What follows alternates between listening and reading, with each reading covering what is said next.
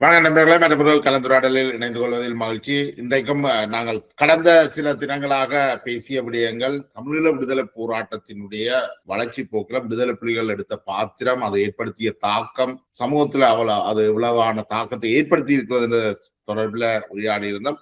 குறிப்பாக விடுதலை புலிகளின் காலகட்டத்தை, அவர்களுடைய உருவாக்க காலகட்டம் முதல் ஐபிகே வரும் வரையான காலகட்டம், அதற்கு பிறகு ஐபிகே வந்த பிறகான காலகட்டங்களை பார்த்திருந்தோம். இன்றைக்கு நாங்கள் குறிப்பாக உரையாட இருக்கிற விஷயம் விடுதலை புலிகள் உருவாக்கிய இந்த டிஃபெக்டோ ஸ்டேட், நிழல் அரசு என்றிவர்கள் என்று சொல்லுகின்ற இந்த விஷயத்தை அவர்கள் எப்படி உருவாக்கினார்கள், அது எவ்வாறான தாக்கத்தை ஏற்படுத்தி இருந்தது என்பது தொடர்பில் கதைக்க இருக்கின்றோம். இது தொடர்பில் கதைப்பதற்கு உங்களுக்கு மிக நன்கு அறிமுகமான செல்லையா மனோரஞ்சன் அவர்கள் எங்களோடு இணைந்து கொள்கிறார். அவர் அன்றைய காலகட்டங்கள்ல ரூபவாகினி தொலைக்காட்சி மற்றும் லேக் ஹவுஸ் நிறுவனத்தின் முக்கிய பதவிகளில் இருந்தவர், ஊடகவியலாளர், மனித உரிமைவாதி, ஆய்வாளர். வணக்கம் மனோரஞ்சன். வணக்கம் ஜெயபாலன். வணக்கம் தேசம் நெட் நேயர்களுக்கு. இதுதான் நாங்கள் அந்த கடந்த உரையாடல்ல நாங்கள் மிக தெளிவாக 2 காலகட்டங்கள் பற்றி பேசியிருந்தோம். இன்றைக்கு நாங்கள் கிட்டத்தட்ட விடுதலை புலிகள் இந்திய ராணுவத்தை நாட்டில இருந்து அனுப்பி, பிரேமதாசாவினுடைய உடன்பாட்டோடு நாட்டில் இருந்து அனுப்பி தாங்கள் ஒரு நிழல் அரசொன்றை உருவாக்க முனைகிறார்கள். அந்த காலகட்டத்தில் தான் நான் இலங்கையில இருந்து வெளியில வாரேன். நினைக்கிறேன் 90ஆம் ஆண்டு நான் இலங்கையில இருந்து வாரேன். அப்ப பாஸ் எடுத்து தான் நாங்க வரணும். நாங்கள் பாஸுக்கு ஒரு நீண்ட கியூ வரிசையில நிக்கல, என்னுடைய டேர்ன் வந்தாப்புல கேட்கிறார்கள், ஏன் போரு. அப்ப நான் அனுராதபுரத்துல தான் பிறந்தேன், எனக்கு இன்னைக்கு ஞாபகம் இருக்குது. கேட்டார்கள் ஐடென்டி கார்டு, அதுல பிறந்தது அண்டாசபத்துல இருந்திருக்கு, அதை என்ன ஏதோ ஒண்ணு கேட்க வலிக்கிட்டாங்க. அப்ப நான் சொன்னா, அம்மாவுக்கு வயிற்று குத்த அண்டாசலாம். அதுலயே ஒரு பெரிய முறைச்சு அம்மா இருந்து அதை ஒரு வேலையை சமாளிச்சு பாஸ் எடுத்தது. சொல்லுங்க, இந்த நிழல் அரசு எப்படி உருவாக்கப்பட்டது? அந்த முத்திரை சந்தி என்ற இடத்துல அந்த நேரம் அந்த பாஸ் கொடுத்தேன்னு நினைக்கிறேன். 1990 மார்ச் கடைசி, மார்ச் 15 இருந்து 25 அந்த 10 நாள் நான் நினைக்கிறேன். அந்த மார்ச் கடைசி கிடையில தான் ஐபிகே வெளிக்கிடு, இலங்கையை விட்டு வெளிக்கிடுது என்றால் இந்தியால விபி சிங்கினுடைய அரசு அந்த நேரம் பிரேமதாசா வேண்டுகோளுக்கு நாங்கள் அண்ணனும் தம்பியும் ஐயா மல்லி நாங்க தீர்த்து கொள்வோம் இந்த பிரச்சனை என்று பிரேமதாசா அறிக்கை விடுறார். அந்த நேரம் மாத்தையா, பிரேமதாசா, பாலசிங்கம், யோகி, திலகர் இவர்கள் எல்லாம் பேச்சுவார்த்தைக்கு போய் வந்து கொண்டிருக்கிற காலம். படங்கள் எல்லாம் வருது. மிக அதாவது புலிகளுக்கும் இலங்கை பிரேமதாசா அரசுக்கும், இலங்கை அரசு சொல்ல பிரேமதாசா அரசாங்கத்திற்குமான தேனிலவு காலம். அந்த தேனிலவு காலம் முடிந்து நடந்து கொண்டிருக்க ஐபிகே வெளியேறி போகும். ஐபிகேஎஃப் கிழக்கு மாகாணத்திலிருந்து வெளியேறி போக இவர்கள் கிழக்கு மாகாணத்துல காடுகளுக்குள்ள இருந்து மெல்ல மெல்ல நகரங்களுக்குள்ள வருகிறார்கள். இப்ப அதுகள் பற்றி வேணும்னா நீங்க கிழக்குல எப்படி அவர்கள் நடந்து வந்தார்கள் என்ற நீங்க கருணாமல்லையான் 2 பேரும் இருக்கணும் தானே, அவர்கள்ட்டே கூட நீங்க கேட்கலாம். அப்படியே கிழக்கு முடிந்து வடக்குல வர துவங்கியக்குள்ள இவர்கள் வவுனியால இருந்து ஐபிகே வித்ட்ரா பண்ணி போக இவர் முல்லைத்தீவு காடுகளுக்குள்ள இருந்து முதல் வந்து கிளிநொச்சிக்கு வருகிறார்கள். கிளிநொச்சியில தரித்து நின்று யாழ்ப்பாணத்திலிருந்து முழுதாக வெளியிட்டு போகக்குள்ள ஒரு பெரிய ஷோ, பெரிய ஒரு காட்சிப்படுத்தலோட தான் இவர்கள் யாழ்ப்பாணத்துக்குள்ள நுழைகிறார். யாழ்ப்பாணத்துக்குள்ள மற்ற ஏரியாக்கள் எல்லாம் அது நடக்கல. யாழ்ப்பாணத்துக்குள்ள இவர்கள் நுழையக்குள்ள பழைச்சந்தியில இருந்து, அதுக்கு முன்னுக்கு இல்ல, பழைச்சந்தியில இருந்து கொடிகாமம், மிரிசிவில், சாவச்சேரி, இப்படி நாவக்குழி, அரியால எல்லாம் பெரிய எடுப்பு வந்து அந்த புலிகளை வரவேற்கிறதுக்கு கும்பம் வைத்து மாலை போட்டு திலகமிட்டு வரவேற்புக்கு ஏற்பாடுகள் எல்லாம் செய்யப்பட்டுதான் இவர்கள் யாழ்ப்பாணத்துக்குள்ள வருகிறார். சரிதானே? இப்ப இதை நாங்க நின்றபடியால எனக்கு தெரியும். அது இப்ப ஒரு புறமாக இவர்களுக்கான வரவேற்பு கொடுக்கப்படுகிறது, மறுபுறமாக சனம் உள்ளு கதைக்குது, எல்லாம் வரவேற்கணும், வேண்டி கட்ட போயினோம், தெரியாம வரவேற்கணும், வேண்டி கட்ட போயினோம் என்றதும் யாழ்ப்பாணத்துக்குள்ள டாக் ஆஃப் த டவுன். சரிதானே? ஐபிகேஃபோட சண்டை முடிஞ்சு புலிகளை கொண்டே முல்லைத்தீவுக்குள்ள கொண்டே ஒதுக்குனதுக்கு பிறகு யாழ்ப்பாணத்துல இருந்து ட்ரெயினோட துவங்கிட்டு இல்லை கொழும்புக்கு. எங்கட யாழ்ப்பாண பொதுஜனங்களுக்கு, மகாஜனங்களுக்கு கொழும்புல இருந்து கொழும்புக்கும் யாழ்ப்பாணம், யாழ்தேவி ஒரு நாளைக்கு 3 ட்ரெயினோட துவங்கின உடனே தமிழீழம் இல்ல, அதுக்கு மேலெழுதிய வந்துட்டது, உங்களுடைய அலுப்பொன்றும் இல்ல, பிரச்சனை இல்லை என்று சந்தோஷமாக இருந்தார்கள் எல்லோரும். சரிதானே? அப்ப ஐபிகேஎஃப் போய் அந்த வருகையை இவர்கள் மிகப்பெரிய கொண்டாட்டமாக இருந்தார்கள். இதுல ஒரு விஷயத்தை நான் சொல்லிடுறேன். மிரிசிவிலுக்கும் சாவச்சேரிக்கும் இடையில ஒரு மதகில், அந்த நேரம் இந்த மாதிரி மொபைல் போனுகள் எங்கள்கிட்ட இல்லையோ, கரியால ஆரோ ஒரு ஞானம் பிறந்த தமிழன் நல்ல ஒரு ஞானவான் எழுதியிருந்தான். வடிவாக்க வேண்டிய வரி புலிகளே வருக வருக, வருக வருக.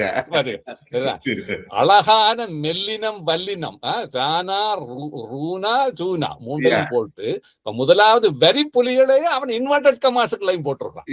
அப்ப இதுல ரெண்டு அர்த்தம் கொடுக்குறான். புலிகளுக்கு வரி இருக்கு உடம்புல, அது ஒன்று. மற்றது வரி அறவிடுறதுக்கு வராங்க. அப்ப வரி புலிகளே வருக வருக என்று கரியாலே ஒரு ஞானம் படிச்சவன் எழுதியிருந்தான். நான் அப்ப அவர்கள் மிக தெளிவாக இந்த யாழ்ப்பாண சமூகத்துக்குள்ள இது என்ன நடக்க போகிறதுன்றது மிக தெளிவாக தெரியும். ஆனால் புலிகள் மார்ச் கடைசி ஏப்ரல் தான் நினைக்கிறேன். ஏப்ரல் புது வருஷத்தான் புலிகள் அந்த டைம் வரைக்கும் அதுக்கு முதல் அவர்கள் வரி அறவிட இல்லையோ. இல்ல தெரிஞ்சிருக்க வாய்ப்பில்லை. இல்ல அது என்னென்றால் இவர்கள் என்ன நோக்கத்துல வருகிறார்கள், என்ன செய்ய போறார்கள், அந்த நேரம் முந்தி காசு பண்றதானே. எல்லா இயக்கத்தையும் அடிச்சு முடிச்சதுக்கு பிறகு யாழ்ப்பாணத்துல புலிகள் கட்டுப்பாடுல யாழ்ப்பாணம் இருந்தது. ஆபரேஷன் லிபரேஷன் வரைக்கும் யாழ்ப்பாணத்துல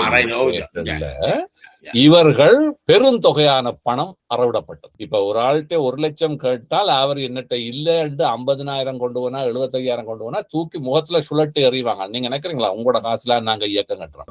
1 லட்சம் 1 லட்சம். அப்ப அந்த அனுபவம் யாழ்ப்பாணத்துல இருந்தது. பெரும் வியாபாரம் செய்தவர்கள், கடற்காரர்கள், ஆக்கள் எல்லார்ட்டையும் பணம் பெருந்தொகையாக அறவிடப்பட்டது. சரி, அதுக்கு முதல் மற்ற இயக்கங்கள் இருக்கல, வாகனங்கள் அப்படி இப்படி கேட்கப்பட்ட எடுத்ததான் சொத்துக்கள், மோட்டார் சைக்கிள், வாகனம் இதெல்லாம் எடுத்துக்கிறதா அந்த நேரத்தில் பணம் உள்ளவரை கடத்துறது அப்படி அதெல்லாம் இருந்தானே. அப்ப இது ஒரு மிகப்பெரிய அளவில் இது நடக்க போகுதுன்றதை அந்த மக்கள் ஊகித்துக் கொண்டார். சரிதானே? இவர்கள் உள்ள வர எங்கள் யாழ்ப்பாண பெருமக்கள் மூட்டையை கட்டிக்கொண்டு வெளிக்கிட ஆரம்பித்து விட்டார். சரிதானே? இவர்கள் உள்ள யாழ்ப்பாணத்துக்குள்ள வரைக்குள்ள எங்கள் யாழ்ப்பாண பெருமக்கள் மிக தெளிவாக அவர்களுக்கு தெரியும் என்ன நடக்க போகுது. அவர்கள் வெளிக்கிட துவங்கி விட்டார்கள். குடும்பமாக வெளிக்கிட துவங்கியாச்சு. முதல் வேலை புலிகள் வந்தவுடன் அவர்களுடைய நிழலரசு என்று சொல்லி வந்த முதல் வேலை 2 விஷயம் செய்தார். ஒன்று, கிராம சேவர்கள் எல்லோருக்கும் அறிவித்தார்கள், உங்கள்கிட்ட இருக்கிற பட்டியலின்படி யார் எவ்வளவு பேர் எங்க இருக்கு நம்ம பட்டியல் எங்களோட ஆபீஸுக்கு உடனடியாக வேணும். முதலாவது. 2வது, புதுக்காட்டு சந்தி எங்க இருக்கு? பல தாண்டி வந்ததுக்கு பிறகு யக்கச்சிக்கு வாரத்துக்கு இடையக்குள்ள போட்டாச்சு. புதுக்காட்டு சந்தியில பாஸ் ஆபீஸ் பாஸ் செக் பண்ற போஸ்ட் போட்டாச்சு. சரிதானே? வடமராட்சியில இருந்து கொடியாமன் ரோட்டால வந்தாலும் நீங்கள் அதாலதான் போகணும். யாழ்ப்பாணத்துல இருந்து வந்தாலும் அதாலதான் போகணும். பின்னால வடமராட்சி இந்த பின்பக்கம் என்னது குடத்தனை குடாரப்பூ அந்த கரையால வாராக்களை பிடிக்கிறதுக்கு அங்கேயும் ஒரு சென்ட்ரி போட்டாச்சு. அப்படியே கரவழியால இறங்கி எங்க புளியம்பொக்கண பக்கத்தால இவங்க போயிருவாங்க. நான் ஏன் இதெல்லாம் சொல்றேன்டா, இந்த எல்லா ரூட்டும் எனக்கு அத்துப்படி. நான் ஆக்களை பாதுகாத்து கொண்டா நான் அதுக்குள்ள போய் வந்தேன். மற்றது பூனாரியில ஆமி இருக்குது, சங்குப்பட்டி. அப்ப அந்த அங்க இஞ்சாலை வேட பக்கத்துல ஒரு பேரியர் போட்டாச்சு. முதல் வேலையாக அவர்கள் செய்தது முத்திரச்சந்தில பாச போட்டு சொன்னார்கள், குடாநாட்டை விட்டு யார் வெளியே போனாலும் தங்கள்கிட்ட பாஸ் சிஸ்டம். ஏப்ரல்ல வந்தார்கள், மே கடைசியில பாஸ் சிஸ்டம் போட்டாச்சு.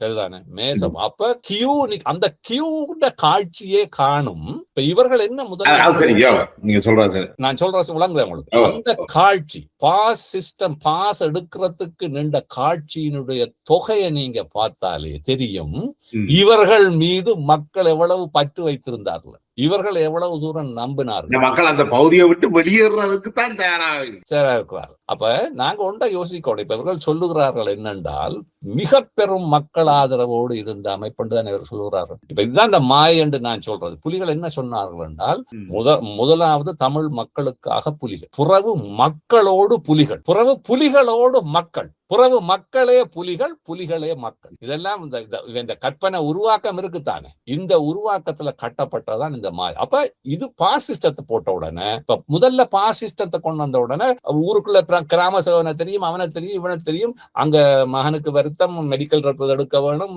ஏதாவது ஒன்றை சொல்றான், எக்ஸாம் இருக்குது, ப்ரமோஷன் டெஸ்ட், எல்லா பொய்யையும் சொல்லி பாஸ் சிஸ்டம் எடுக்கலாம். அடுத்த செட்டப்பா கொண்டு வந்தாங்க பாருங்க, அந்த நிழல் அரசு உருவாகிற விதத்தை அடுத்த சிஸ்டம் உடனே கொண்டு வந்தாங்க.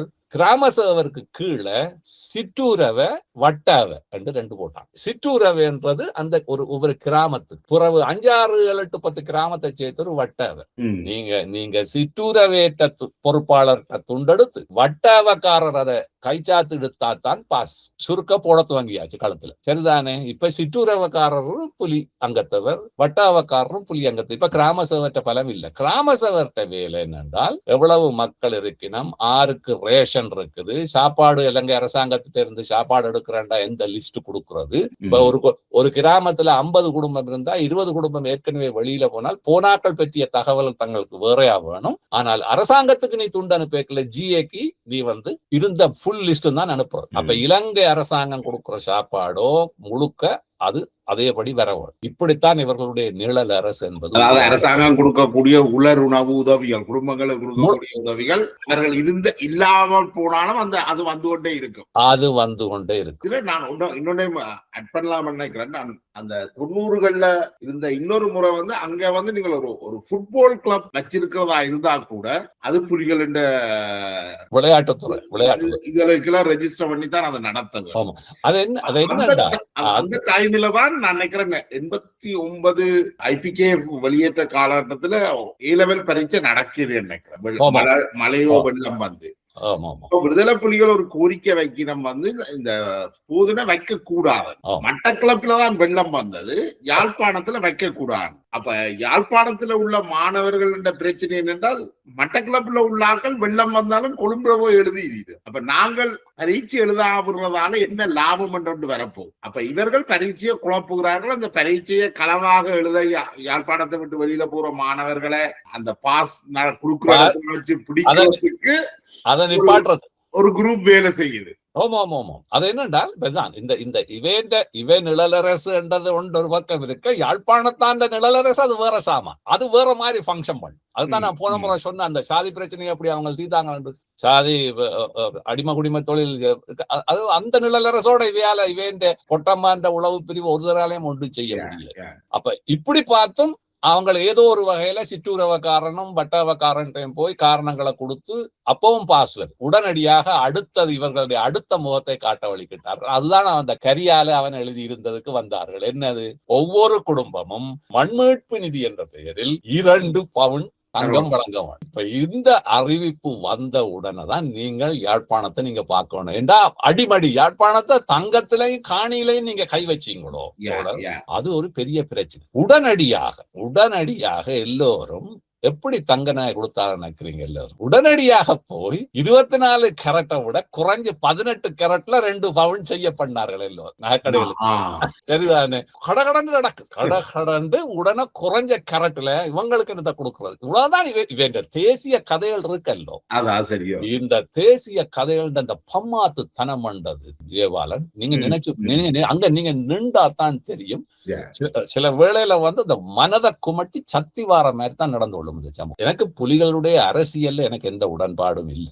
ஆனால் அந்த இயக்கத்தை நம்பி போய் தூக்கி நிக்கிற பிள்ளைகளோட உயிர்களை பற்றி உங்களுக்கு எந்த அக்கறையும் கிடையாது. எந்த அன்றும் இல்லை, அது போராடைக்கையும் இல்லை, இன்றும் இல்லை. 2009 இருக்கு இல்ல இருக்கல தான். அப்ப நீங்க உங்களுக்கு தெரியும், யாழ்ப்பாணத்தின் நடுத்தர குடும்பம் ஆக வறுமப்பட்டதுகளை தவிர நடுத்தர குடும்பத்துல ஆக குறைஞ்சது எத்தனை பவுன் தாலி கொடியே 10 பவுன் குறைய போடுறேன் என்ற அதே வேற சோசியல் ஸ்டேட்டஸ். சரிதானே? எல்லாருக்கும் பெரும்பான்மையானாக்கு பேங்க்ல லொக்கர் வச்சிருக்கு. நகைதான் பிரதான். நகை பெண்கள் குடும்பத்துல 3 பெண்கள் இருந்துட்டா 2 ஆம்பளை பொடியங்கள் இருந்துட்டா அவங்க கொழும்புக்கு அங்கேயும் போய் வேலை செஞ்சு ஓவர் டைம் செய்து நகை செய்யறதுலயே அவங்களோட தலையெல்லாம் மொட்டையும் விழுந்து நிறைச்சு. யாழ்ப்பாணத்துல ஆண்கள் பாவப்பட்டு சொல்றோம். பாவப்பட்ட எனக்கு தெரியும். நான் கண்டியில வேலை செய்ய என்னோட வேலை செஞ்ச 2 I said this is a bloody curse man. I have 3 sisters. தண்ணி கொஞ்சம் சாராயத்தை போட்டோட உடனே சொல்ல தோணி. This is a bloody curse man. நான் ஆஸ்பத்திரியில கண்டி ஆஸ்பத்திரியில 11 மணித்தியாலம் பார்மசிஸ்டா வேலை செஞ்சுட்டு வெளியில இருக்கிற பிரைவேட் டிஸ்பென்சரியில நான் ஒரு 6 மணித்தியாலம் வேலை சொல்ல. இது அப்ப புலிகளுக்கு வடிவா தெரியும். இந்த 2 பவுனை இவர்கள் குறைச்சு செய்யறாள் உடனே நீங்க நீங்க நம்ப மாட்டீங்க, புலி ஆபீஸ் ஒவ்வொன்றிலையும் தங்கம் உரைக்கிற கல்லோட அந்த ஒத்துற அசிட்டோட ஒரு புலி உறுப்பு இருந்தா உரைச்சு பார்த்து குறைஞ்ச கரட்ல அடி. அப்ப அவர்கள் போனவர்கள் சொல்லி இருக்கிறார்கள், ஐயோ நான் என்ன செய்யறது, தட்டான் எண்களை ஏமாத்தி போட்டான், அது பழைய நகன் எழும்பி அடி என்றா அடி. யாழ்ப்பாணத்துல எவன்டா 18 கரட்ல செய்யறான், எவன்டா 17 16 வரைக்கும் போயிட்டார்கள் கீழே. கடைசியாக யாழ்ப்பாணத்துல நகைக்கடத்தரு இருக்கல்லோ, அந்த வின்சர் தியேட்டருக்கு அங்கால அவ்வளவு நகைக்கடைக்காரங்களையும் கொண்டு போயாச்சு. நகைக்கடைக்காரர்கள் எல்லாரையும் புலிகள் பிடித்து கொண்டு போட்டார். எனக்கு தெரிந்த ஒரு நகைக்கடைக்காரன் கட்டி தூக்கி அடிக்கப்பட்டு ஆணுறுப்புக்குள் கம்பி நுழைக்கப்பட்டு ஆசுபத்திரியில கிடந்தார். நான் போய் பார்த்தேன், அந்த ஆளோட ஆண் உறுப்பு கிட்டத்தட்ட இந்த கையை விட மொத்தமாக வீங்கி கிடந்தது. ஏண்டா பிடிச்சு போட்டாங்க. அங்க சனம் கொண்டே கொடுத்த நகை, எங்கால வந்த நகையெல்லாம் எழுதி வச்சிருக்கிறார் அவர், அவளத்தோட நகையோட புத்தகத்தோட பிடிச்சு போய். இது ஒரு நான் கண்ட கேஸ். ஏனென்றால் அப்ப இந்த கதை இது வழி முழு 16 கரட்ல செய்து கொடுத்ததுக்கா. அதுக்கு பிறகு இந்த 2 பவுன் என்பது 5 பவுனாக மாற்றப்பட்டது. 2 பவுன் பிறகு 5 பவுன் ஆகியாச்சு. ஏண்டா இவங்க 2 பவுனுக்கு வச்சுறாங்க, அதே இவங்களுக்கு பெரிய விஷயம் இல்லைன்னு தெரிஞ்சிச்சு. இப்ப இந்த மண்மீட்பு நிதி ரெசீட்டை நீங்க எங்கேயாவது பாருங்க, கூகுள்ல அடிச்சு எங்கேயோ இடத்துல இந்த படம் கண்டுனா, இந்த உங்களுக்கு தெரியும், இந்த பழைய காலத்துல இந்த அடவு கடை சீட்டு ரெசீட் கொடுப்பாங்க தெரியும், ஒரு அலங்கார எழுத்தாக இருக்கும். அதை பார்த்தாலே கிட்டமிட்ட காசு நோட்டு மாதிரி தான் இருக்கும். இந்த சும்மா எழுத்து இல்லை. இப்ப நகைக்கடை அந்த பேரும் போட்டு அடவு சீட்டு, அந்த எழுத்து கொஞ்சம் பூக்களோட சேர்ந்து அந்த நோட்டை ப்ரோ நோட்டை பாத்தீங்கன்னா அது கொஞ்சம் பார்த்தா அது நம்பிக்கை வர்ற மாதிரி இருக்கு. சரிதான், அதுக்கு அலங்கார எழுத்துக்கள் எல்லாம் போட்டுக்கிட்டு அப்படியே காசுகள் படங்கள் எல்லாம் போட்டுதான் அந்த நகைக்கடை நீங்க கொண்டு அடவு வச்சா அடவு சீட்டுன்னு சொல்றோம். அது மாதிரி தான் நீ வேண்ட மண்மீட்பு நிதி பாருங்க. வேண்ட தமிழ் மனிதன் யாழ்ப்பாணத்தின் சைக்காலஜியோட இவங்களை எப்படி விளையாடுறாங்க. இந்த மண்மீட்பு நிதி கூட அப்படித்தான் அடிக்கப்பட்டது. நல்ல வலுவழுத்த பேப்பர், நல்ல வலுவழுத்த அப்ப எல்லாம் கொழும்புல இருந்து பேப்பர் எல்லாம் தேவையான எல்லாம் வந்துட்டு எல்லாம் அடிச்சு வலுவழுத்த செட்டின் பேப்பர்ல அடிச்சு தான் மண்மீட்பு நிதி. என்ன ஒரு கதை என்னடா கொடுக்க, அதுல அந்த நோட்டிலே ஒன்றும் இல்ல, கொடுக்க சொல்லி கொடுப்பினோம். நாங்க போராட்டம் எல்லாம் முடிஞ்சதுக்கு பிறகு உங்களோட தமிழ்ல நிதியில இருந்து உங்களுக்கு தரப்படும். அது கொண்டே கொடுத்துட்டு வரவங்க தூஷணத்துல பேசுவாங்க, இவன் மண்மீட்பு நிதியும் மண்ணாங்கட்டியும் அறிவா. சரிதானே? அப்ப இப்படித்தான் இந்த நிழல் அரசு ஆரம்பிக்க. இந்த முதல் அரசண்டது வேற ஒன்றுக்கும் அல்ல, ஒட்டுமொத்த தமிழ் சமூகத்தை, யாழ்ப்பாண தமிழ் சமூகத்தை கட்டுப்பாட்டிலையும் கண்காணிப்பிலையும் வச்சிருக்கிறதுக்கான ஒரு செட்டப். வேற நீங்க அங்க பெரிய பொருளாதார உற்பத்தியை செய்யறதுக்கோ, அங்க தமிழ் தேசத்துல இருக்கிற உற்பத்தி பொருட்களை நீங்க இது பண்றதுக்கோ, ஒரு தேசத்தை நீங்க உருவாக்குறால் அது ஒரு பெரிய விஷயம் அல்ல. சரியோ, முழு பொருளாதாரம் இலங்கை அரசாங்கத்துக்கு இருந்து வருது. அங்க வேலை செய்த யாழ்ப்பாணத்தின் பொருளாதாரத்தையே என்னன்னு சொல்றது, மணியோடர் பொருளாதாரம் ஆக குறைஞ்சது சிறிமாட காலத்துல இருந்து ஒரு சில உள்ளூர் உற்பத்தி ப்ரொடக்ஷன்ஸ் ஆரம்பிச்ச காலம் உண்மையா. சரிதான், ரசாயன தொழிற்சாலை, ஓட்டு தொழிற்சாலை. அதை விட நீங்க அங்க பாத்தீங்கன்னா அந்த துணிமணிகள் எல்லாம் இறக்குமதிகள் நிப்பாட்டினதுக்கு பிறகு பண்டத்தரிப்புல உற்பத்தி செய்த நெசவு துணிகள். சரிதான், யாழ்ப்பாணத்துல உற்பத்தி செய்யப்பட்ட மில்க் ஒயிட் ப்ராடக்ட், சவுக்காரத்துல இருந்து, வேப்பம் பவுடர்ல இருந்து, தலைக்கு வைக்கிற அரப்புல இருந்து உள்ளூர் உற்பத்தி. அது ஒரு தேசிய உற்பத்தி உண்மையா. சரிதான், குஷிபா இண்டஸ்ட்ரீஸ் இந்த அலுமினியம் செய்யற இதெல்லாம் உருவாகுது. இதெல்லாம் யுத்தம் துவங்கினதோட எல்லாம் நின்று போச்சு. ஸ்ரீமாவுடைய அந்த காலகட்டம் தான் வடக்கு விவசாயிகள் பொற்காலம் என்று சொல்லப்படுது. வடக்கு விவசாயிகள் கார் வாங்கி ஓடினது. அப்ப ஸ்ரீமா வரும் பொழுது ஸ்ரீமாட அரசாங்கம் தான் என்னது அரசியல் யாப்ப கொண்டு, சிங்கள பௌத்த அரசியல் யாப்ப கொண்டதுன்றது உண்மை. ஆனால் ஸ்ரீமா வருகின்ற பொழுது அவருக்கு மாலை போட்டது வெங்காயமும் செத்தல் மிளகாயும் சேர்த்து மாலை போட்டேன். வெங்காய விவசாயியும் செத்தல் விவசாயியும் புயல விவசாயியும் கொழும்புக்கு ஏற்றுமதி செய்து கிடுகு வீடுகளாக இருந்த வீடுகளை கல்லு வீடுகளாக்கி 4 குமரை கரை சேர்த்தார்கள் என்றதெல்லாம் அந்த காலகட்டம். அந்த உற்பத்தி பொருளாதாரம் எல்லாம் போய் அந்த மணியோடர் பொருளாதாரம் தான் யாழ்ப்பாணத்தின் பொருளாதாரமா இருந்தது. அந்த நேரம் இவ்வளவு பெருந்தொகையாக வெளிநாட்டுல புலம்பெயர்ந்த தமிழர்கள் இருக்கவும் இல்லை, இவ்வளவு புலம்பெயர்ந்தோட காசு அங்க போகவும் இல்லை. அப்ப யாழ்ப்பாணத்தின் பிரதான பொருளாதாரம் இலங்கை அரசாங்கம் அனுப்பின சம்பள காசு, பென்ஷன் காசும் சம்பள காசு. ஆப்பிரிக்க நாடுகளுக்கு, மலேசியா போன்ற நாடுகளுக்கு வேலைக்கு போனவர்கள் அனுப்பின அவ்வளவுதான். ஆக இவர்களோட நிழல் அரசு என்ன, அந்த ஏற்கனவே இலங்கை அரசாங்கத்தால கொடுக்கப்பட்டிருந்த பொருளாதாரத்தை மேனேஜ் பண்ணி இதுக்குள்ளால தங்களுக்கு தேவையானதை உருவுறதுதான் இவர்களுடைய யாழ்ப்பாணத்தினுடைய நிழல் அரசினுடைய ஆரம்பம். சரிதானே? அப்ப இப்ப இதுக்குள்ள சாதாரணமான சமூகத்திலே ஒரு வீதி ஒழுங்க பார்த்தா என்ன, வெவ்வேறு பிரச்சனைகள் வந்தானே தீர்க்கறதுக்கு ஏதோ ஒரு வழிமனு தானே. கோர்ட்ஸ் ஃபங்க்ஷன் இல்ல, போலீஸ் ஃபங்க்ஷன் இல்ல.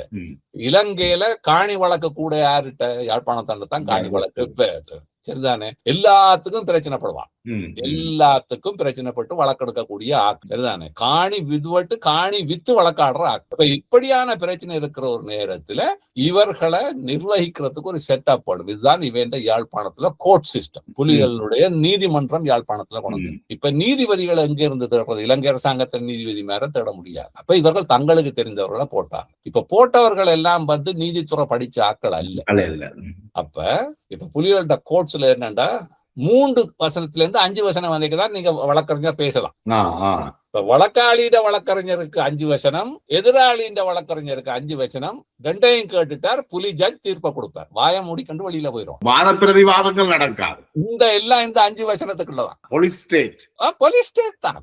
அப்ப அவர் புலி ஜட்ஜ் இருந்தால் இவர் இஞ்சாலே 5 வசனம், அங்கால 5 வசனம் கேட்டு புலி ஜட்ஜ் என்னத்தை கொடுக்கிறாரோ அதை கேட்டுக்கொண்டு போக வேண்டிய. இதுதான் இவேண்ட நீதிமன்றம். அடுத்தது புலிகளுடைய போலீஸ் ஒன்றை கொண்டு வந்தார். அப்ப இப்ப அந்த நேரத்துல உங்களுக்கு தெரியும், நான் சொன்னேன் அந்த புலிகளுடைய கட்சி, அரசியல் கட்சியும் இருந்ததுதானே. அப்ப அதுல போய் இணைஞ்சவர்கள் அப்படியான ஆக்களை கொஞ்சம் தொல்லை போட்டு ஒரு யூனிஃபார்மை போட்டு புலி சின்னத்தை போட்டு தங்களுடைய பிரசன்னத்தை இவர்கள் காட்டிக்கொண்டார். மற்றபடி யாழ்ப்பாண சமூகத்திற்குள் இவர்களுடைய நிழல் அரசுக்கு கீழே அங்க ஒன்றும் செல்வம் செழிக்க அப்படியான எந்த திட்டங்கள் அதுகள் எல்லாம் ஒன்றும் இருக்கல.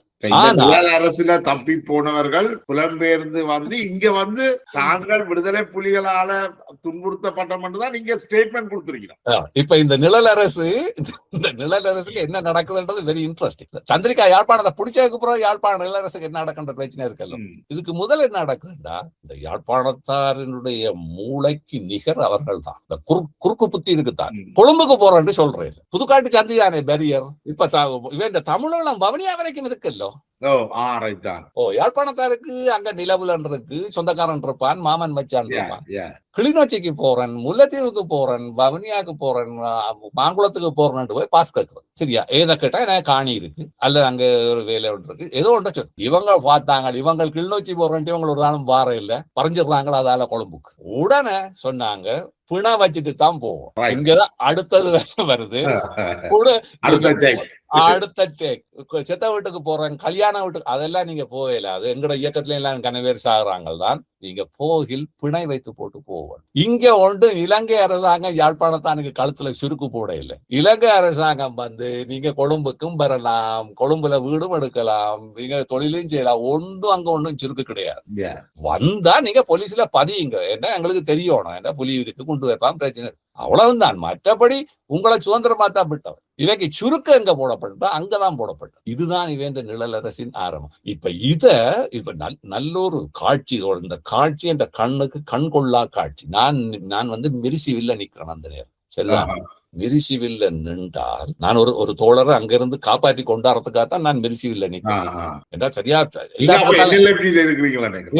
என்எல்எஃப்டில இருந்து என்எல்எஃப்டி இயக்கம் 2ஆ பிரிஞ்சு யாழ்ப்பாணத்துல இயக்கம் பிரியாட்டித்தானே தோழர். ஆச்சரியம். அது சரியோ? பிரியோணம். ஒரு 20 பேர் இருந்தா 10 பேரா பிரிவான், ஒரு 10 பேரா இருந்தா 5 பேரா பிரிவான். சரிதானே? இப்ப என்எல்எஃப்டி இயக்கத்திட்ட தோழர் ஆரம்பத்துல ஒரு AK-47 ஒன்றுதான் இருந்தது. AK-47 பிரிஞ்சுட்டேன் நாங்க. மற்றெல்லாம் எங்கிட்ட கிரனேட்டுகள், தோக்கு, பிஸ்டல் அதெல்லாம் பிரிஞ்ச உடனே ஒரு யாழ்ப்பாண தோழர் கேட்டா, நீங்களும் பிரிஞ்சிட்டீங்களாடா? அப்ப உங்க அந்த துவக்கிட்ட குழல் ஆறிட்ட சோங்காரிட்டேன்னு கேட்டேன். இப்படியான ஞானிகளையும் நீங்கள் யாழ்ப்பாணத்துல பார்க்க முடியும். அவர் மிக துல்லியமாக இது எங்க போகுதுன்றதை கவனிக்கக்கூடிய மனிதர்களும் அங்க இருந்தார். இப்ப ஒரு தோழர் தலைமுறைவா இருக்கார், அவரை புலி தேடுது. சரிதானே? நான் புலிய உச்சித்தான், புலியின் இன்டெலிஜென்ஸ், இந்த பொட்டமாண்ட மாபெரும் இன்டெலிஜென்ஸ் எல்லாம் உச்சித்தான் நாங்கள் வெளியே வந்த ஆக்கள். அவரை காப்பாற்றுறதுக்காக நான் நிக்கிறேன். திடீரென்று பார்த்தா ஒரு நாள் காலமே இருந்து சைக்கிள்கள், வாகனங்கள் அங்க கிடந்த யாழ்ப்பாணத்துல இருந்து கொழும்பு பக்கத்துக்கு சாரியாக ஏதோ திருவிழாக்கு போற மாதிரி ஜனம் போகுது. என்னன்னு பார்த்தா தோழர், இவங்கள் நல்லூர் பாச இந்த புதுக்காட்டு சந்தையில பாச எடுத்துட்டாங்க. எடுத்த எடுத்தா காட்டு சந்தி பெரியரை ஓபன் அண்டைக்கு காலமா இருந்து அடுத்த 2 நாள் 2 நாள் யாழ்ப்பாணத்தை விட்டு பறந்த சனத்தின் கூட்டம் காட்சி என்பது ஒரு கண்கொள்ளா காட்சி. இது கிட்டத்தட்ட கடைசி வன்னி யுத்தத்துல ஆர்மி கண்ட்ரோலுக்கு போன மாதிரி அது அதை விட பெரும். இது 3 தடவை நடந்திருக்கு. நான் உங்களுக்கு வரலாறு சொன்னா உங்களுக்கு போயிட்டு 3ஆம் நாள் நான் அப்பவும் அங்க நிக்கிற மிரிச்சி இல்லை. முதல் நாள் இது நடந்த உடனே நான் ஒரு ஒழுங்க செய்து கிளிநொச்சியில இருந்து ஒரு ஆளை கொண்டு வந்து மோட்டார் சைக்கிள்ல அந்த நபரை கடத்திட்டேன். நான் அவர் வெளியில போயிட்டார். எனக்கு அங்க இன்னும் நிறைய ஆக்களை செய்ய வேண்டியது. 3ஆம் நாள் போன கிரௌட் எல்லாம் திரும்பி வருது. பெரியரை கொண்டு ஓமந்தையில போட்டார். சரிதானே? நான் முதல் சொன்னேன், கிளிநொச்சிக்கு போறேன், முல்லைத்தீவுக்கு போறேன், கல்யாணத்துக்கு விட்டு செத்த வீட்டுக்கு போறேன். அப்ப இந்த நிழல் அரசின் ஆரம்பமும் செட்டப்பும் நோக்கமும் அதனுடைய தேவையும் வேறொன்றும் இல்லை. வரிப்புலிகளே வருக வருக. இந்த வருகுதலுக்காக இந்த செட்டப்பை இருக்கிறது எப்படி, இந்த கம்யூனிட்டியை முற்று முழுதா ஒரு கண்காணிப்புக்குள்ள கொண்டு வர்றது எப்படி, அதுதான் பாசிசத்தினுடைய ஃபண்டமெண்டல் தியரி.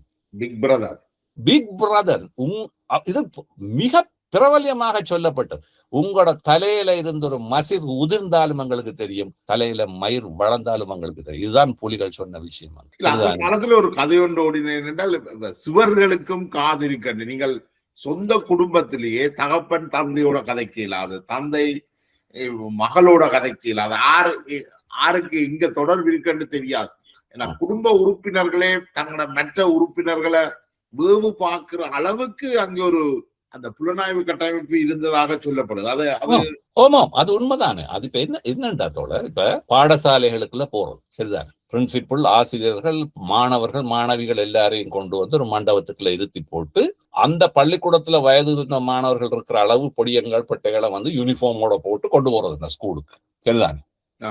முடிந்தால் அந்த ஸ்கூல்ல படிச்சுட்டு விட்டுட்டு இயக்கத்துக்கு போனாக்களை கொண்டு போனோம்னு அவங்களுக்கு முன்னாலே பேச, எனக்கு அதிபரை தெரியும், அந்த டீச்சரை தெரியும், நான் வேண்ட வகுப்புல படித்தேன்னா நன்றி, நான் ஒரு விடுதலை உணர்வோட இயக்கத்துல இருக்கிறெல்லாம் பேசி போட்டு எங்களுடைய போராட்டம் முடியா நடக்குது. ஆகவே நாங்கள் வந்து இந்த போராட்டத்துக்குள்ள எல்லாம் வரும்படி இப்ப பிரின்சிபல் மாதிரி ஆசிரியர்களுக்கெல்லாம் ஒன்றும் செய்ய முடியாது. இது ஆரம்ப கட்டத்தை சொல்றேன். அது புறகிருந்த கட்டம் வேற. புறகிருந்த கட்டம் வந்து ஆசிரியர்களே பிளான் பண்ணி தாங்களை காப்பாற்றுறதுக்காக, தங்களோட பிள்ளைகளை காப்பாற்றுறதுக்காக கொண்டு போய் ஆக்களை பிள்ளைகளை சேர்த்து கொண்டே புலிகளுக்கு கொடுத்தது. அது இன்னொரு கட்டம் செய்துட்டு ஒரு அரை மணித்தியாலம் 1 மணித்தியாலம் வந்து பேசி அந்த 2-3 சின்ன பிள்ளைகள் 10 வயசு 12 வயசு பிள்ளைகள்லாம் யூனிஃபார்ம் போட்டுட்டு டக்கண்டு கேட்பினம். சரி, இப்ப சொல்லுங்க வாப்பம், புலிகள் இயக்கத்துல சேர விரும்பாதவை யாருன்னு சொல்லுங்க வாப்பம். யாராவது கை வைத்தும், எந்த பிள்ளையாவது கை வைத்துமா? சேர விரும்புறவை கையெழுத்துங்கண்டா வேற, சேர விரும்பாதவை கையெழுத்து கொண்டு கேட்கிறது. இத்தகைய விதமான சைக்காலஜிக்கல் ஆபரேஷன் கிரியேட்டர் அந்த அந்த சமூகத்துக்குள்ள வந்து நீங்கள் எங்க திரும்பினாலும் தப்ப முடியாது என்கின்ற ஒரு மனப்பீதியை செய்து அந்த பீதியின் மூலம் முழு சமூகத்தை மௌனமாக்கியதுதான் இவர்களுடைய நிழல் அரசினுடைய ஆரம்ப கட்டம். நான் நினைக்கிறேன் தொடர்ச்சியாக இந்த உரையாடலை தொடரோடும். அடுத்த மீண்டும் ஒரு முறை சந்திக்கும் வரை உங்களுடைய நேரத்தை ஒதுக்கி எங்களோட வந்து இவ்வளவு கருத்துக்களை பகிர்ந்து கொண்டவங்க மிக்க நன்றி தோழர் மனோரஞ்சன். நன்றி ஜெயபாலன், நன்றி.